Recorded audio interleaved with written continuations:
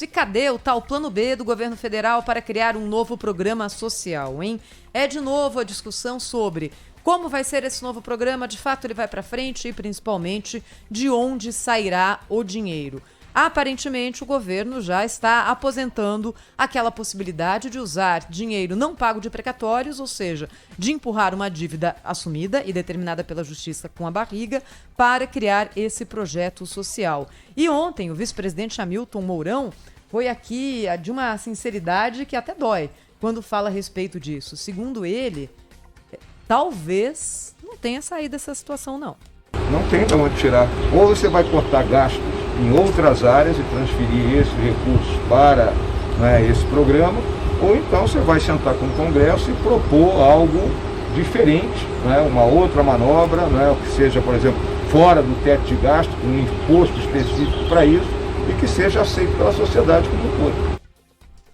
E aí eu tenho uma dúvida que eu queria tirar com o Cláudio Humberto, que conhece tudo dos bastidores de Brasília, que é a seguinte, Cláudio. Essa questão foi colocada em público pelo senador Márcio Bittar, que é o relator ali daquela super PEC com orçamento e outras cocitas mais. Então ele é uma pessoa que nesse momento ganhou relevância na relação entre o Congresso e o governo federal. Essa questão dos precatórios foi citada por ele numa entrevista coletiva na segunda-feira, mas o ministro Paulo Guedes estava ali do lado e calou. Não sei se nesse caso se aplica o ditado quem cala consente, mas o ministro estava endossando o que dizia o senador Márcio Bittar.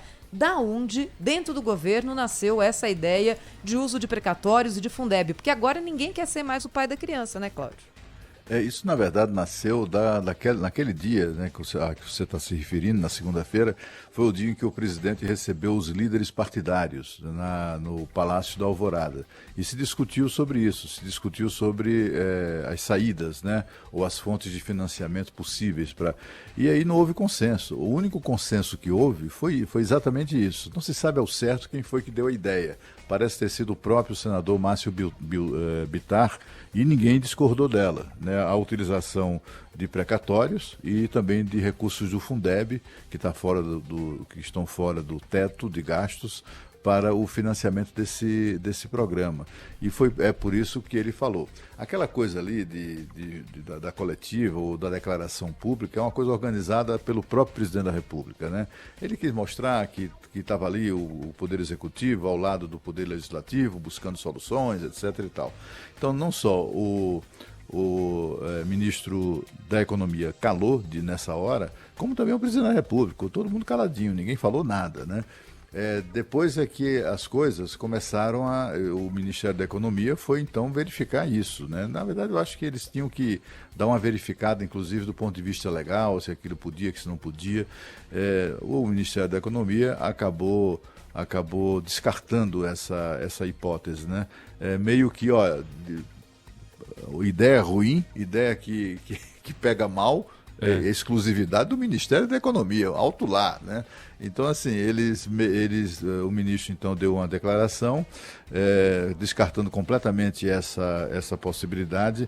Agora, Cláudio, cadê a PEC do penduricalho, hein? O que o Rodrigo Maia fez com a PEC do penduricalho lá? Porque tem gente que ganha auxílio creche e que recebe 30 pau por mês. Daí tá o dinheiro. É esse o dinheiro que tem que parar lá na ponta onde as pessoas estão precisando, né? Exatamente. Essa PEC, que é de autoria do deputado Pedro Cunha Lima, lembro, conversou com a gente aqui. Né? Sim. A gente entrevistou o deputado e tal. Eu tive a curiosidade de perguntar a ele, vem cá, qual foi a data, qual foi o dia que o senhor entrou com essa PEC? Aí ele disse, 17 de setembro de 2019. Foi 1 ano já. Completou 1 ano na gaveta de Rodrigo Maia. É por isso que eu estou aqui sempre lembrando. Esse Rodrigo Maia, que vai a São Paulo, chega em São Paulo, fala para banqueiro, para empresário, para estudante, defende privatização, escambau, na verdade, na prática, ele não move uma palha em defesa ou para concretizar esse tipo de coisa. A gente viu ontem o Supremo Tribunal Federal decidir por maioria derrotar o presidente da Câmara e o presidente do Senado, que tentaram atrapalhar o processo de privatização lá na Petrobras, de subsidiária da Petrobras, de refinarias, etc. Eles foram à justiça, quer dizer, eles não colocam em votação os procedimentos para agilizar a privatização tão necessária para as contas públicas, como até vai à justiça para impedir que isso aconteça quando o governo encontra, como encontrou no caso da Petrobras, uma forma legal, criativa, mas legal, de promover a privatização de refinarias. Eles foram à justiça, paralisou tudo, né? E até que ontem foram derrotados nesse julgamento do Supremo Tribunal Federal. Mas só mostra a falta de compromisso dessa gente, né? E com a privatização, com as coisas que são tão necessárias, como, por exemplo, o fim dos penduricalhos. Essa PEC do deputado que a gente entrevistou acaba de uma vez por todas com todos os penduricalhos. O deputado, inclusive, nos disse que é uma coisa tão bem guardada, tão protegida no setor público, que ele nunca conseguiu ter acesso aos dados, aos detalhes, aos números de quanto aquilo custa ao erário. Eles guardam isso, escondem isso. Os funcionários do Ministério do Planejamento, da Economia, o antigo Ministério do Planejamento também, gente do Poder Legislativo, do Poder Judiciário, eles não dizem. Experimenta perguntar a um presidente do Supremo Tribunal Federal quanto é que custam os penduricalhos na justiça brasileira. Esse número ele tem, mas ele não conta. Não conta para não nos deixar ainda mais indignados com tudo isso. O único número que eu consegui é do antigo Ministério do Planejamento, um número de 2017, apontando que naquele ano esses penduricalhos custaram 16,6 bilhões de reais. Puxa vida! Com essa grana dá para financiar uma boa parte dos programas sociais do governo. Por que eles não falam nisso, né? Por que eles não falam? Por que o presidente da República, até o Ministério da Economia, e muito menos o Poder Judiciário, o Poder Legislativo, por que ninguém fala em corte de gastos para solucionar essa questão aí do financiamento do Renda Cidadã, né? Ninguém fala em cortar gastos, ninguém fala em cortar penduricalhos, em mordomias, né? Faria tanto ao Brasil, né? A reputação do Brasil, mas sobretudo, como é que eu diria, ao espírito, né? A motivação dos brasileiros, né? Se o Estado brasileiro desse o exemplo, né? Cortando não só os penduricalhos, cortando mordomias, chega de apartamentos funcionais por nossa conta, os caras moram muito bem, refestelados, com ar-condicionado em todos os cômodos, até na cozinha, né, com piso aquecido, e tudo a gente pagando por isso. Por que eles têm esse direito? Que direito é esse? E o presidente de vez em quando diz isso, não vou mexer em direitos adquiridos, tá ok? Isso não é direito, não pode ser considerado direito adquirido. Os penduricalhos, vale peru, vale babá, né?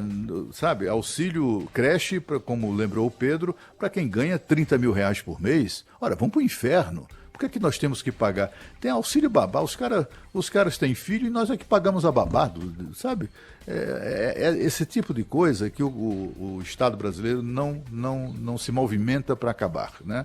Porque, de alguma maneira, é uma luta de classes, eu diria assim, né? Ou de castas. Eles se consideram uma casta, né? Cláudio, vamos ligar pro Pedro Cunha Lima, pro deputado federal, semana que vem, para ele conversar com a gente aqui no Jornal Vamos, Gente. sim. Combinado? Isso é um escândalo, essa história é escandalosa. Vamos para ele trazer mais números aí desses auxílios, esses penduricalhos aí, porque é aí que tá o dinheiro. Então não adianta vir um presidente da República, o Rodrigo Maia e o Paulo Guedes ficarem com essa briga infantil aí dos dois, trocando farpas pela internet, se a solução tá aí. Não tem que criar imposto, não tem que fazer Pedro, mágica nenhuma. É verdade, mas também é verdade, olha, acho que o que existe hoje é como todo mundo fechando os olhos, a história do rei está nu, sabe? Todo mundo sabe e ninguém fala nada. Por quê? Já hoje não é uma lei, não é lei comum, não é lei complementar, é na Constituição Federal o veto para pagamentos de proventos superiores aos salários dos ministros do Supremo Tribunal Federal. Aqui, claro, olha, isso, né? Artigo 37, inciso 11, Cláudio. A remuneração e o subsídio dos servidores públicos não pode exceder o subsídio mensal dos ministros do Supremo Tribunal Federal. Aí o ouvinte pode falar, mas se for penduricalho, será que não dá? Porque isso aqui é o salário, mas se tiver o auxílio creche, o babá, etc., será que não tem aqui uma brecha? Não existe essa brecha, porque também na Constituição, disposições constitucionais transitórias, está escrito aqui o seguinte, artigo 17, vencimentos, remuneração, vantagens e adicionais, bem como proventos de aposentadorias. Então, vantagens e adicionais que estejam sendo percebidos em desacordo com a Constituição serão imediatamente reduzidos aos limites dela decorrentes, ou seja, o limite do teto do ministro do Supremo, não se admitindo, neste caso, invocação de direito adquirido ou percepção de excesso a qualquer título. Isso aqui já está escrito na Constituição. Então, por que precisa de uma PEC, que é uma emenda à Constituição, para fazer cumprir a própria Constituição? Não, olha, não sei se tenho esperanças que o eventual avanço dessa PEC mude essa situação, porque o principal já está aqui, já está colocado e não é cumprido. Por que uma PEC vai ser? Eu acho que a PEC, tem que ver o texto dela, mas a PEC fecha brechas, né? Não há brechas. A leitura do artigo que a Thaís nos trouxe mostra que não tem brecha, não tem espaço para interpretação. Mas eles interpretam dessa maneira, né? E é a justiça. Quem é o principal beneficiado pelos penduricários? O Poder Judiciário. Eles é que decidiram que, olha, auxílio babá é um bônus que não é salário. Então, isso não pode entrar na conta do teto de gastos. O auxílio moradia, tampouco. O auxílio paletó, também não. E vai tirando. A gente entrevistou aqui o presidente do Tribunal de Justiça do Estado de São Paulo. Acho que foi o Pedro que fez uma pergunta sobre penduricalhos, assim, e sobre o fato de desembargadores receberem muito um salário. Tem gente recebendo R$160 mil em um mês, né? Um desembargador. E ele disse, olha, não há nenhuma ilegalidade. Como não? Há uma flagrante inconstitucionalidade, né? Mas assim, eles sempre têm algum tipo de decisão, algum precedente, alguma jurisprudência que eles próprios criam, né?